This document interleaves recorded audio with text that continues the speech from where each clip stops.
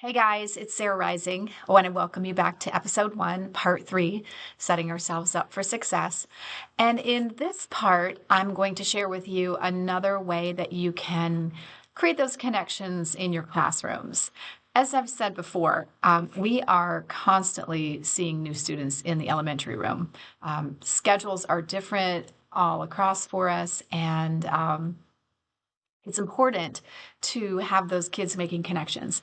Sometimes you've got children mixing in from other classes. You may use a seating chart where kids aren't sitting by each other as they would in their other rooms, but it's always nice to get the kids working together somehow. So I'm going to share with you a fun art lesson that helps them build those connections. All right, I'm going to share with you how to make an All About Me zine. And if you haven't seen these yet, they're simple little magazines that you make from just a single sheet of paper. They're similar to comic books. I've used this with second grade, all the way up to fifth grade. If you're using it with your younger classes, you might want to pre-fold the books.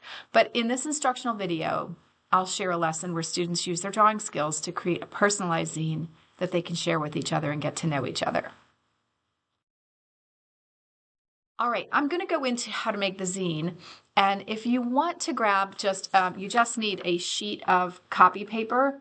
And so I will wait a second while you go grab that. So either hit pause or join me back here and we'll go in and make the zine. What I have for you is, let me move my face here. I've shared with you a couple of pictures just to show you how to do this. So you're going from, as you can see here, a full sheet of paper to a half sheet of paper to a quarter to an eighth. And then you can see after it's folded, you end up with 8 segments. And these numbers are on here just to show you where the numbers lie in this signature. And you can number these with the students, or you cannot. Some students like to just fold their books, as you'll see in a minute, and work from that. So fold them, and then you're going to make a slice in it. You're going to stand it up and fold it together. So let me show you how to do that. I found this to be a handy little piece that you can also put on the tables just to give them a visual and let them keep those. And then the other interesting thing is I found the kids really liked making these, and after this lesson they continued to make these. So it's kind of a fun little exercise, and they really seem to like it. All right, this is what it looks like laid out. Now, I'm showing you guys this because another option that you can use is you can print these out onto the copy paper. And then the fold lines are where they make the folds, and the green line is where they make the cut. So I'm just going to go in here and I'm going to make my picture a lot bigger and then show you guys how to do this. So all you're going to do is take the paper, and we just do if you use the terminology hamburger fold, you can have them do a hamburger fold. It's really important that their lines line up. So if they're off just a little bit, it's going to throw off the folds. So if they miss, just have them line those up and just make sure they have those really straight. And I like to tell them to use the fingernails to make the crease, to get that crease really sharp. So you've got the hamburger fold, then open it back up, and then you're going to do a hot dog fold.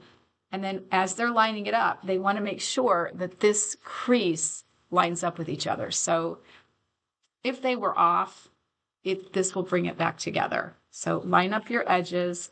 And again, use your fingernails to get that crease really tight. And then they're going to do a last fold, a little mini, take it back. So now you've got a quarter sheet of paper, and then you're going to take it and you're going to fold it again.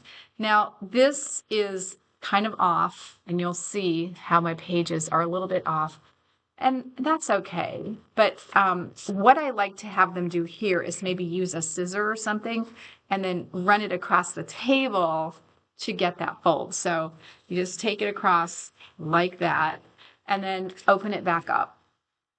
Now if you want to use this template here and they can put little pencil mark numbers so they know where the pieces go. 1 would be the cover and 8 would be the back cover, and then 2 through 7 will be your inside pages. All right, so for the slice right here where the blue line is, all I'm going to do is make that hamburger fold again, and you're simply going to cut right into that crease. But it's really important that they stop there. So they take that and then just cut into the crease, and then you've got this piece of paper. They're going to sit it on their desk, and they'll have this little star shape. The other thing that I like to tell them to do is fold the creases both ways so that the book closes nicely. All right, so then when you put this together, then you have your page. So maybe do a crease here, use your fingernail and do the crease there, and then you've got your pages. Now, you've got to make sure you're folding it right. So this is the inside and the outside. So if you do this without numbers, it can get a little confusing for them. Now, I will tell you, one of the things that they want to do, don't let them, is they like to slice these little folds here.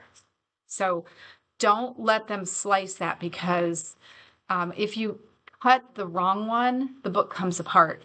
So keep it together. Some of your pages will be thick, and that's okay. All right, then when you're done, you've got your zine. It's important to tell them not to trim or not to cut. If you've pre-numbered the pages, then you know what to do. So that is how you build the zine booklet. I'm going to go in and show you what we're doing next.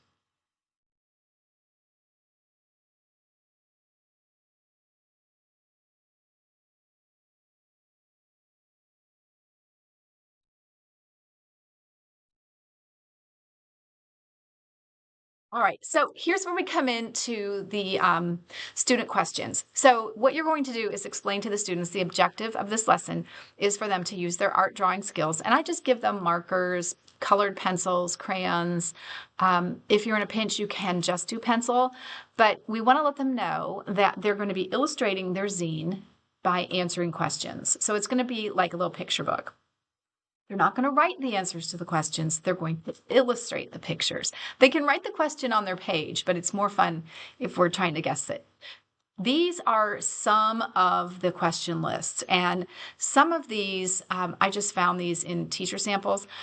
Some of these are a little old for certain kids, so you can create your list based on the age group that you're doing this. And again, I use this with 2nd through 5th grade.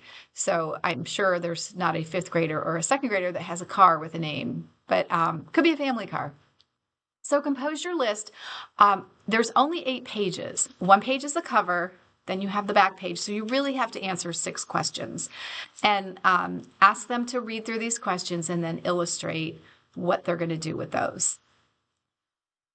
The examples by students, and I'm going to show you some of these, is they end up looking like this. And you can see this one, my favorite ice creams, book is illustrated with that. The frog prints, book is illustrated with that.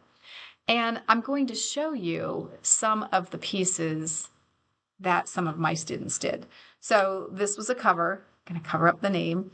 And then inside the book, you can see how the student answered the question and then illustrated the picture. So you really have to encourage the kids that the illustration is the part of this that is what is so fun. You can also use this video to show them what some students have done. And here's another version, cover up the name of another student. So making a cover is important, and the cover doesn't have to relate to a question. And then they go in and they just list the questions and the answers to their questions. So it turned out, I thought it was a cute little project, and I thought my kids did pretty well with it. Now, yes, these are older kids, but I think you'll get the picture when you do this with your older kids as well. The other thing that I like to do with this to wrap things up is I like to use this as a sharing, and I'll talk to you about that in a sec. All right. So, in a nutshell, that is how we use this in the classroom. So, the final step to this is getting your kids to actually talk about what they made. So, the last thing you'd want to do is break the kids up into small groups and have them tell their story through their zines. They can swap books and read each other's books. Or you could have, if you've got some especially brave kids, you could have those children share those with the class. But it's a great reference. It's also a really good way to help you guys get to know your kids. So I hope you find the Little Zine project useful. So many other applications that you can use it throughout the year as well. Just a little tip. You can make multiple signatures. So you can fold, 5 or 6, 8 signatures together, 8-page signatures together, and then bind them. I promise you, your kids will find all kinds of ways to use this. So have fun. All right, that's it for this episode. I hope you found this useful and can find lots of ways that you can use zines. My question for you today is, what are you guys doing in your classroom to build those connections? Maybe you could share with us in this discussion some of the activities you're doing to get to know your kids and to encourage your kids to get to know one another. I hope you guys have a great day. Don't forget to subscribe so that you get notifications when we all post, and enjoy your week. See you later. Bye.